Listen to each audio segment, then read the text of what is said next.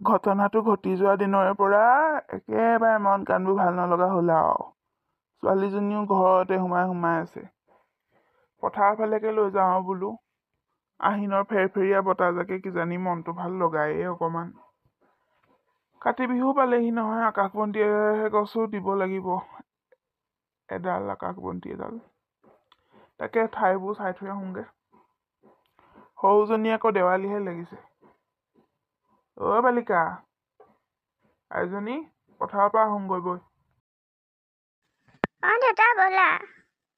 অলপ সজাল ধৰিছে ন দেউতা? সন্মুখৰ খিনি বাৰু ঠিকেই দেখিছো, আৰু অকমান আগলৈ যাওঁ বৈচোন। আকাশবন্তিডাল এই কিনাৰতে দিলেই ভাল হ'ব নেকি ন দেউতা? গোটেই পথাৰখনলৈ পাব, আমাৰ গোটেই মাটিখিনি কভাৰ কৰিব চাগে এডোখৰত দিলে। ভালো লাগিব এইখিনিতে। আমাৰ হেমকাই ঘৰ এই আগলৈ এইখিনিতে দিব। এই বৰ পথাৰ মাজলৈ দিবলৈ গ'লেও খুটা পুটা পুতিবলৈকে দিগদাৰ হ'ব অহা যোৱা কৰিবলৈ। আলিবোৰ সৰু সৰু নহয়, সেইফালে ঘাইআলিটোৰ মুখতে দিয়া ভাল হ'ব ন দেউতা? ঠিকেই কৈছ, বাৰু আগলৈ চাই আহোঁগে বৈচোন।